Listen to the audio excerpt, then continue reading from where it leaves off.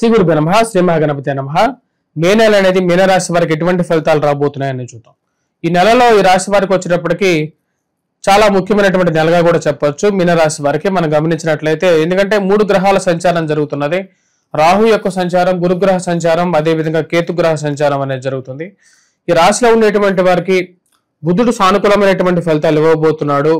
ఉద్యోగ పరంగా, వ్యాపార పరంగా, ఫైనాన్షియల్ గా రొటేషన్ అనేది వార ప్రథమంలో అనుకూలత అనేది ఎక్కువగా ఉంటుంది. ధైర్యంతో ముందుకు వెళ్ళాలని చెప్పి భావిస్తారు. ఫైనాన్షియల్ గా కొన్ని కన్స్ట్రాయింట్స్ అనేవి ఎక్కువ అవుతాయి. డబ్బు దాచిపెట్టాల్సినటువంటి పరిస్థితిలో డబ్బు గురించి ఎక్కువగా తాపత్రయపడుతూ ఉంటారు. ఉద్యోగ ప్రయత్న సంబంధితమైన విషయాల్లో కొన్ని కష్టాలు, నష్టాలు అనేవి ఎదురవుతుంటాయి. చేసినటువంటి తప్పుకి వాటిని పదింతలుగా చెప్పి మీకు ఉద్యోగంలో కొన్ని కష్టాలు గురి చేసేటువంటి వారు ఎక్కువగా అవుతూ ఉంటారు. వీటన్నిటికీ ఎలా దాటుకొని ఎలా ముందుకు వెళ్ళాలని చెప్పి ఒక ఆలోచన కలుగుతూ ఉంటుంది. ముఖ్యంగా ఈ రాశిలో ఉండేటువంటి వారికి మానసిక చింత అనేది కొంచెం ఎక్కువగా ఉండటం, భయాందోళనకు గురి చేసేటువంటి శని జన్మరాశిలో ఉంటాడు.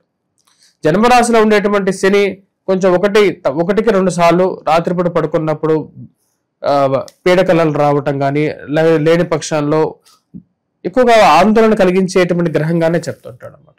అంటే ఒక టెస్టింగ్ ప్లానెట్ లాగా చెప్పొచ్చు. అంటే ఈ యొక్క 2.5 సంవత్సరాలు జన్మరాశిలో ఉండేటువంటి శని కొంచెం టెస్ట్ చేస్తూ రిజల్ట్స్ ని ఇస్తూ ఉంటాడు అనమాట. జన్మరాశిలో ఉండేటువంటి శని వైవాహిక జీవితంలో, జీవిత భాగస్వామి ఆరోగ్య సంబంధితమైన విషయాల్లోనూ కొన్ని జాగ్రత్తలు తీసుకోవాలి. మాట్లాడే ప్రతి విషయంలోనూ కొంచెం కంట్రోల్డ్గా ఉండాలి అని చెప్పి ఎక్కువగా భావిస్తారు. దానికి తగిన విధంగానే కొన్ని జాగ్రత్తలు తీసుకుందాం అనుకుంటారు.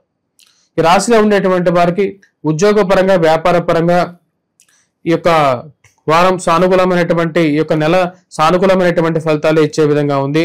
ఎందుకంటే బుధుడి యొక్క సానుకూలమైనటువంటి స్థితి కొంచెం అనుకూలమైనటువంటి ఫైనాన్షియల్ ఫ్లోని ఇస్తూ ఉంది. కానీ ఈ రాశిలో ఉండేటువంటి వారికి రాబోతున్నటువంటి మే 14వ తారీఖున గురుగ్రహ సంచారం చతుర్థంలోకి మారబోతుంది.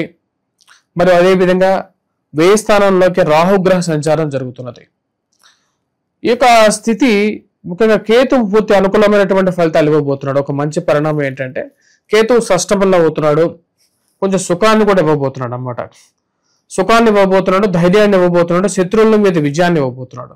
కానీ జన్మరాశిలో ఉండేటువంటి శని యొక్క ప్రభావం మానసిక చింతనిస్తుంది. మరి వాటితో పాటు గురువు అంత సానుకూలమైనటువంటి ఫలితాలు ఇచ్చే విధంగా లేడు.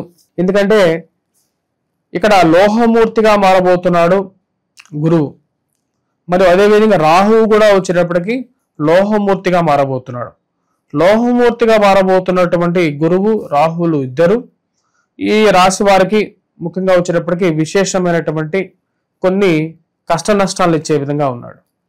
ఆ కష్ట నష్టాలు ఏ విధంగా ఉంటాయి అంటే, ముఖ్యంగా ఈ రాశి వారికి ఈ యొక్క స్థిరచరాస్తుల విషయంలో 1-2 సార్లు ఆలోచించి అడుగులు తీసుకోవాల్సినటువంటి ముఖ్యమైనటువంటి సూచన. అమ్మకాల విషయంలోనూ, రిలేషన్షిప్స్ విషయంలోనూ, అంటే ఎవరైతే బంధువులు కానీ, స్నేహితులు కానీ, కుటుంబంతో కానీ రిలేషన్షిప్స్ మాట పెరిగి కోపతాపాలతో అవి తెంచుకునే విధంగా తెచ్చుకోవద్దు ఏదైనా సరే. మరి అదేవిధంగా ఖర్చు విషయంలోనూ జాగ్రత్తగా కష్టపడి సంపాదించినటువంటి డబ్బును దాచిపెట్టుకోవటం విషయంలోనూ జాగ్రత్త అనేది చాలా అవసరం. దూర ప్రాంత ప్రయాణ సంబంధితమైన విషయాల్లోనూ, పడమర దిక్కు ప్రయాణ విషయంలోనూ అనవసరమైనటువంటి మాటలతోనూ మిమ్మల్ని వేధించేటువంటి వారికి వీలైతే కొంచెం దూరంగా ఉండడానికి ప్రయత్నం చేయండి. అంతేగాని వారితో పూర్తిగా తెగదెంపులు చేసుకోవద్దు. ఎందుకంటే ఈ యొక్క 2 సంవత్సరమే ఇలాగే ఉంటుంది. తదుపరి రాబోతున్నటువంటి పరాభవన సంవత్సరంలో మళ్ళీ ఈ రాశి వారికి మంచి శుభకారకమైనటువంటి గురువు యొక్క సంచారం, శని స్థితిలో కొంచెం మార్పు అనేది జరుగుతుంది. ఇలా మార్పు చేర్పు అనేది సమయానుకూలంగా మార్పు అనేది సహజం. కాబట్టి ఎవరితో పూర్తిగా రిలేషన్షిప్ బ్రేక్ చేసుకోవద్దు. మీరు మిమ్మల్ని ఎక్కువగా డిస్టర్బ్ చేసేటువంటి వారిని దూరంగా పెట్టడానికి ప్రయత్నం చేయండి. ఎందుకంటే ఈ యొక్క సృష్టిలో ఎవరితో ఏ రోజు అవసరం వస్తుందో అనేది మనకి ఎవరికి తెలియదు కాబట్టి. మరియు అదేవిధంగా వివాహ ప్రయత్న సంబంధితమైన విషయాల్లోనూ, పునర్వివాహ సంబంధ ప్రయత్న విషయాల్లోనూ అంత సానుకూలమైనటువంటి ఫలితాలు అనేవి గోచరించట్లేదు.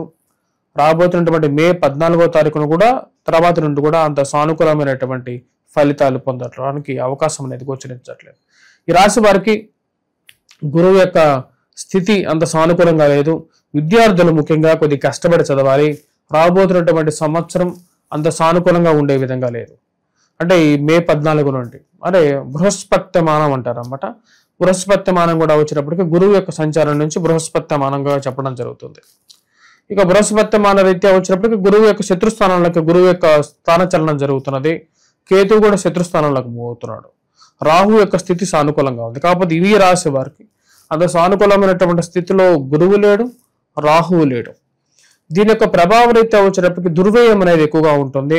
దుబారా ఖర్చు అనేది ఎక్కువగా ఉంటుంది. ఆన్లైన్ షాపింగ్స్ లో డబ్బు ఖర్చు పెట్టడం అనేది జరుగుతుంటుంది. మరియు అదే విధంగా వచ్చేటప్పటికి ఎవరైనా వీరు తెలిసి తెలియనటువంటి వారికి డబ్బులు అప్పు ఇవ్వటం, వారి నుంచి మళ్ళీ రాబట్టుకోవడానికి నానా కష్టాలు పడాల్సినటువంటి పరిస్థితి ఏర్పడుతుంది.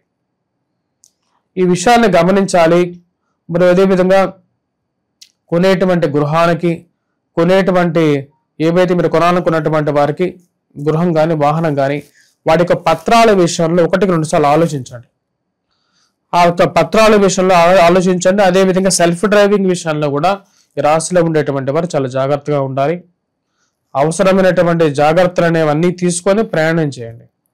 దూర ప్రాంత ప్రయాణ సంబంధితమైన విషయాల్లోనూ విదేశాన ప్రయత్నం విషయాల్లోనూ అనవసరమైనటువంటి కష్టాలకు లోనవద్దు.